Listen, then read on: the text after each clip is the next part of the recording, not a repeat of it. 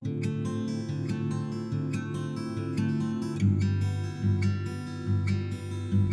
begitu si kala itu kan suka duka dirasakan bareng ya. Betul, Mas. Teman-teman satu kosan, teman-teman yang suka bareng itu ikut merasakan Satu garis perjuangan. satu perjuangan.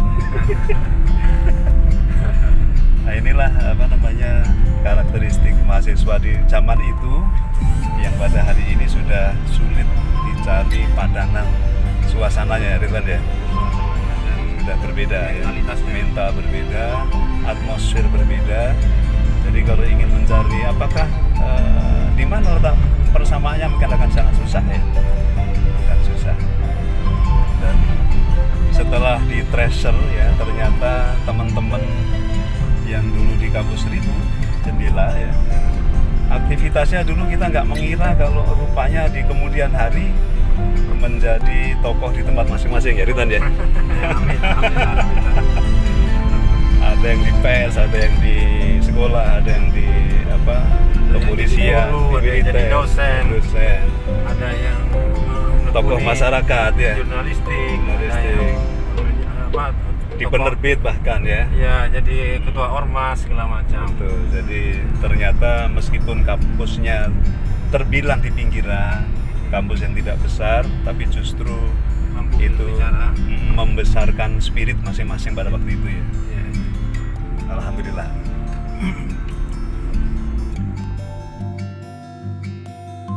Di sini. Ini 0 kilo di 0 kilo Denpasar. Denpasar. 0 Oke. kilo Denpasar. Kalau dari sisi kawasan nih, kawasan apa nih? Adalah kawasan lapangan Kukutan. Oke. Jadi dulu ada peristiwa sangat penting di sejarah nih, Kukutan Margerano ya di sini ya. Kukutan ya. Jadi diabadikan menjadi nama lapangan lapangan Kukutan. Jadi luar biasa ini pemandangan di kota Denpasar. Saya sekarang belajar bikin konten YouTube. Nah, Oh, ini untuk itu dia. ya tapi ini nanti dipilih pantas gak deh? Bisa di gini ya, bisa di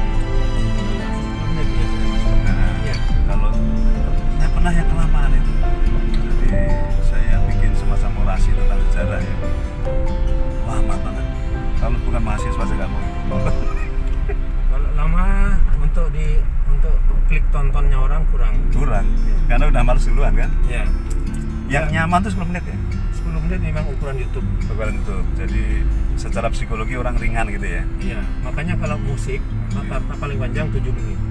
Nah itu untuk durasi musik atau lagu lah gitu ya. Musik atau lagu. Kalau orang mau ngomong soal konten, Nah, ya 10 menit lah. 10 menit itu sudah ideal. kalaupun konten itu banyak dan panjang ya tinggal di buat part 1 udah selesai ya. Iya. Bagian-bagian lah gitu ya.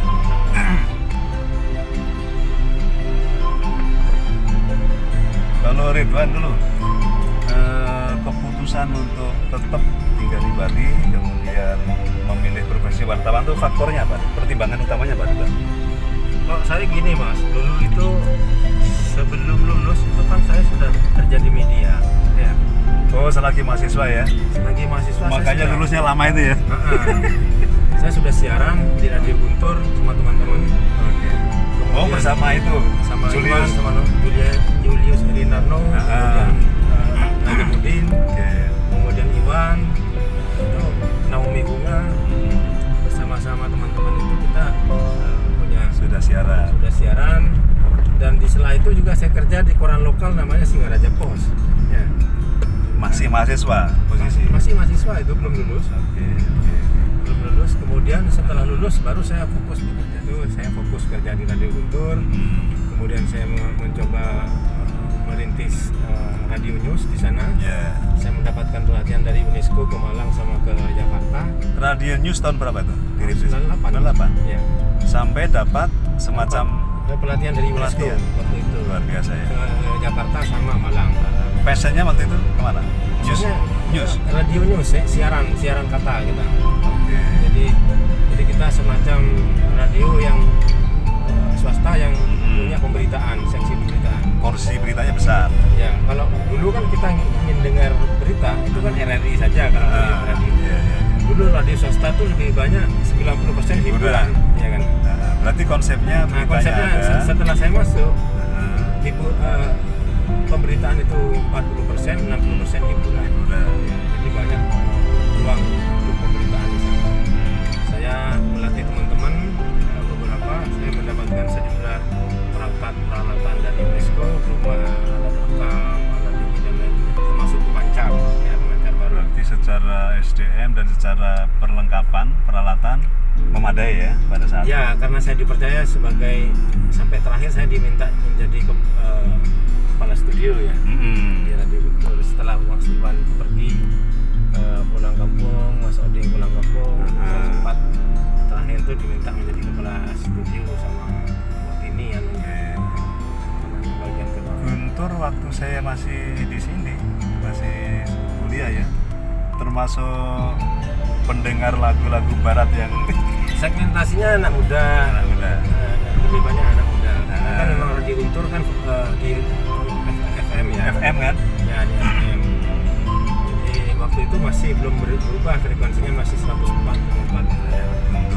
Betul. Nah, sekarang sudah menjadi 104,6 ya. Oke, frekuensinya ya. Untuk frekuensi. Sejak itu saya tidak berminat lagi ke menjadi PNS karena dunia formal. mendapat tawaran, saya nggak ngelamar kerja itu. Mendapat tawaran untuk bekerja di harian Jawa Pos Radan Bali. Ya kan? Oke. Pada tahun 2021 akhir. Sebentar, posisi udah lulus ya? Untuk di Jawa Pos ya? Sudah lulus. Saya lulus tahun 97 Mas. Oke. Karena saya kan angkatan 91 ya. 91. Sampean 90 ya. 90. Saya Termasuk 91. khatam itu di kampus. Khatam. Jadi hampir 7 tahun saya habiskan kuliah di kampus itu, dan saya pikir itulah pematangan. Ya, proses pematangan kita sebagai mahasiswa saat itu benar-benar dirasakan manfaatnya sekarang juga. Ya. Ini kemarin beberapa teman menyatakan bahwa kematangan kita itu mungkin porsi terbesarnya malah di luar kelas. Bukan di dalam kelas. Iya.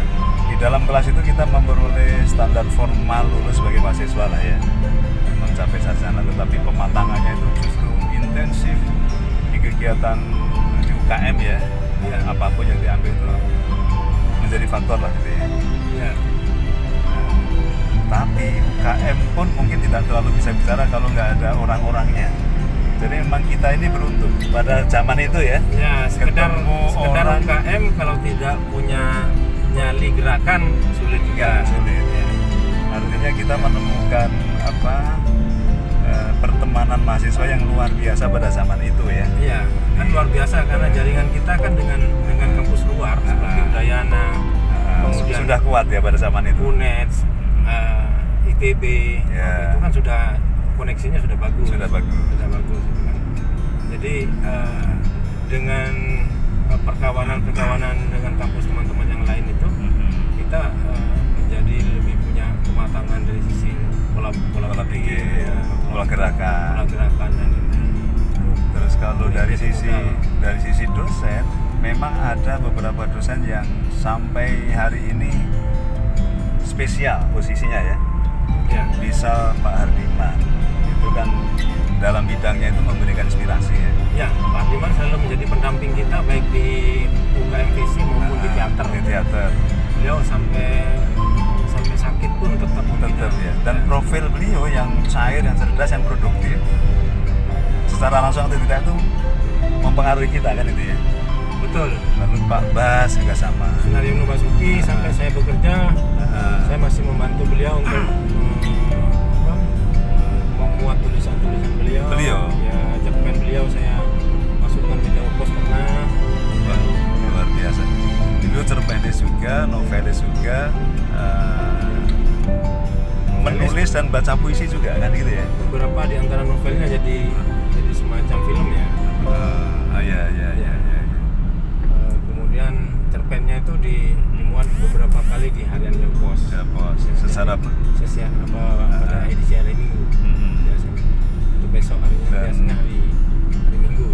Karisma beliau, reputasi beliau itu lintas prodi. Kan beliau itu kan di prodi bahasa Inggris ya, jurusan bahasa Inggris ya. Betul. Tetapi apa?